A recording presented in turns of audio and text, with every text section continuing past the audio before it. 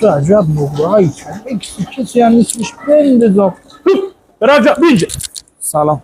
خدا میخواد. آقا خیلی عجله دارم. پروازم داره میپره. واقعا نزدیک ندیدم ما بدن. دیدم اینو بگی دستت کو. قشنگم است. واقعا خوشگل.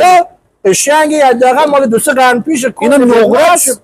نقره است. اصل است. ضمانت. چه قیمت هست اینا؟ قابلتون نداره. این 500 مایش بوده چون بادات کردم خوشتیپی 250 تومن. خیلی چه تضمینی میدی که نقره باشه اینا؟ داشتم ما اینا همین گل جا میشینم. همیشه همین گل جا. هر کی بگی محمد کرگدن میشناسه. من رفتم نشون دادم نقره نباشه اینو تعویض می‌کنی؟ یا جان تو اینو ببر نقره نبود تعویض.